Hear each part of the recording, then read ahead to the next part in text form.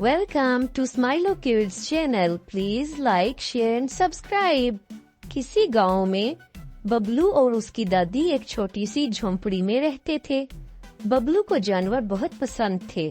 एक दिन उसने अपनी दादी से कहा, दादी दादी मुझे एक पेट खरीदना है ताकि मैं उसके साथ खेलूं, क्योंकि मैं घर में अकेले बोर हो जाता हूँ। मैं उसके साथ खेलूंगा, उसे खाना खिलाऊंगा, इस तरह हमारे घर में एक नया मेंबर आएगा तो कितना मजा आएगा।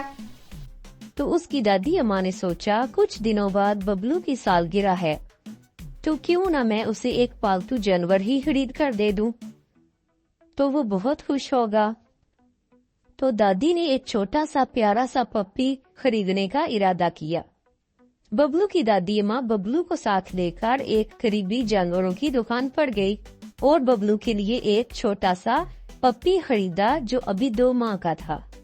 दुकानदार ने बताया कि इस पप्पी का नाम टिमी है।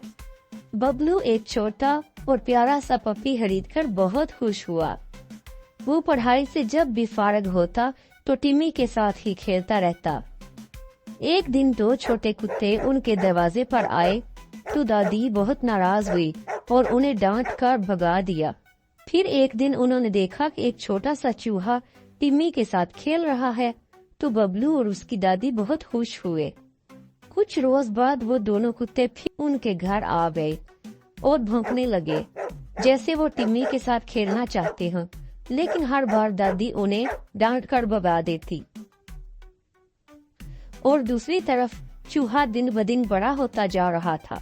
बबलू और उसकी दादी ये देखकर हैरान थे कि ये क्या हो रहा है, चूहा दिन ब दिन बड़ा कैसे हो रहा है। कुछ ही दिनों में चूहा बहुत बड़ा हो गया और इंसानों की तरह बातें करने लगा। उसने कहा, मैं देख रहा हूँ कि तुम्हारे घर में जब भी कुत्ते आते हैं तुम उन्हें मारकर भगा देते हो, लेकिन अब मेरी बारी है कि मैं तुम्हें मारकर इस घर से भगा दूं।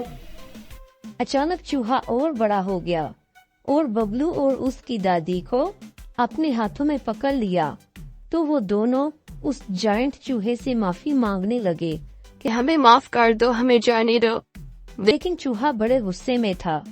वो वहाँ से चला और उन्हें एक सीक्रेट जगह पर ले गया जहाँ कुछ लोग जानवरों के पिंजरों में बंद थे और जानवर बाहर घूम रहे थे और उन्हें देख रहे थे।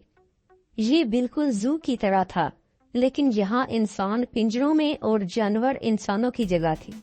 ये देखकर बबलू और उसकी दादी ने फिर माफी मांगना शुरू कर दी कि अब हमें माफ कर दो और जाने दो, आइंदा हम हमेशा जानवरों का ख्याल रखेंगे।